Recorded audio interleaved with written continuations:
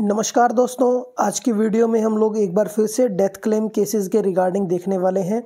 तो दोस्तों, जैसा कि मैंने आपको पिछली अपनी वीडियो में बता दिया था कि रिकॉन्सिलेशन सर्टिफिकेट कब यूज़ किया जाता है। अगर आपने वो वीडियो अभी तक नहीं देखी है तो अभी आपकी स्क्रीन पे लिंक आ जाएगा या फिर वीडियो के एंड में भी आपका वो लिंक मिल जाएगा। आप वहाँ पे जाके रिकॉन्सिलेशन सर्टिफिकेट की वीडियो को देख सकते हैं।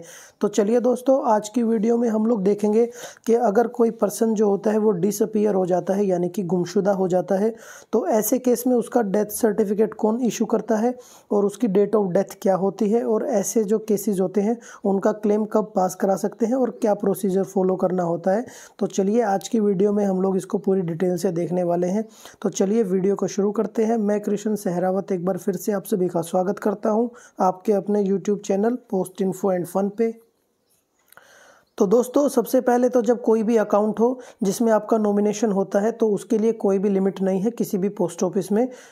जब उसमें नॉमिनेशन होता है तो आप उसको बिना किसी लिमिट के उसको जो है सैंक्शन कर सकते हैं। लेकिन अगर नॉमिनेशन नहीं होता है तो ऐसे केस में दोस्तों आपको ये जो डॉक्यूमेंट्स दिए गए हैं, probate of will, letter of administration या फिर जो सर्टिफिकेट होता है इंडियन सक्सेशन एक्ट का, वो आपको प्रोड्यूस करना होता है। तो अगर ये डॉक्यूमेंट्स नहीं है उसके पास में तो उस केस में दोस्तों क्या क्या डॉक्यूमेंटेशन होगी तो वो आप यहाँ से देख सकते हैं, मैं आपको बता दूंगा।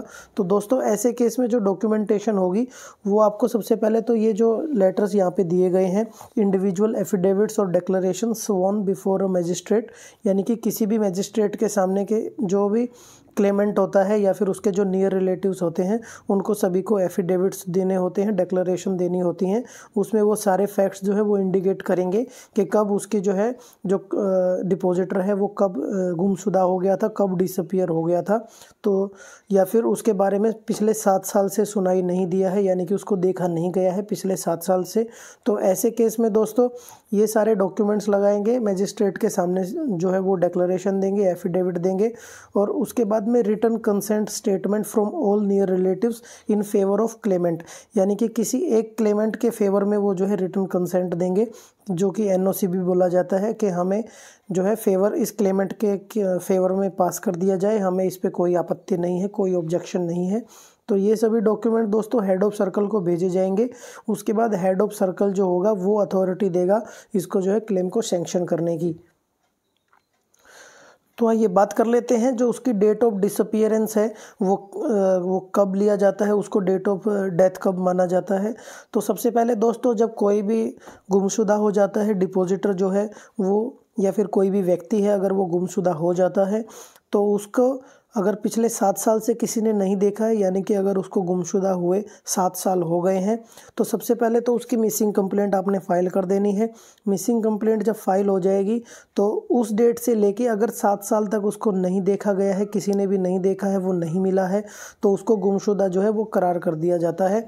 और तो दोस्तों, जब उसको गुमशुदा हुए 7 साल हो जाते हैं तो फिर आपको कोर्ट में जाना पड़ता है। कोर्ट उसका जो है डेथ सर्टिफिकेट होती है उसको इशू करती है। तो आइए दोस्तों देख लेते हैं गुमशुदा व्यक्ति की डेट ऑफ डेथ क्या लेनी है, क्या डिक्लेयर होती है डेट ऑफ डेथ।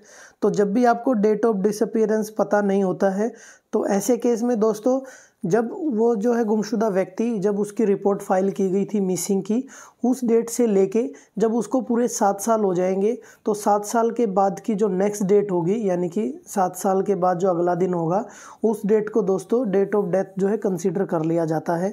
यानी कि एग्जैक्ट 7 साल के बाद की जो डेट होगी वो डेट ऑफ डेथ दोस्तों वहाँ पे ऑनरेबल कोर्ट उसको डेथ सर्टिफिकेट को इशू कर देगी, यानी कि वो डेट ऑफ डेथ उसकी मान ली जाती है, डेथ सर्टिफिकेट में उसको जो है फीड कर दिया जाता है।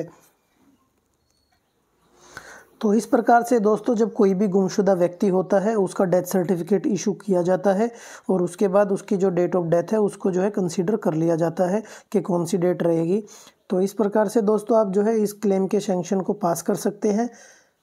तो जब भी कोई व्यक्ति गुमशुदा हो जाता है तो आपको जो है 7 साल तक वेट करना होता है। 7 साल के बाद ही जो है ऑनरेबल कोर्ट, जब आप प्रॉपर डॉक्यूमेंटेशन देंगे तो उसके बाद में जो है ऑनरेबल कोर्ट उसका जो डेथ सर्टिफिकेट है उसको इशू करेगी और डेट ऑफ डेथ उसकी जो है वो 7 साल के बाद की डेट रहेगी। तो इस प्रकार से दोस्तों आप इसका जो है क्लेम सैंक्शन करा सकते हैं। तो उम्मीद है दोस्तों ये वीडियो आपको इन्फॉर्मेटिव लगी होगी, वीडियो आपको पसंद आई होगी। वीडियो अगर आपको पसंद आई हो तो इसको ज़्यादा से ज़्यादा शेयर करें और मिलते हैं चलिए अपनी नेक्स्ट किसी और वीडियो में। तब तक के लिए धन्यवाद। जय हिंद, जय भारत।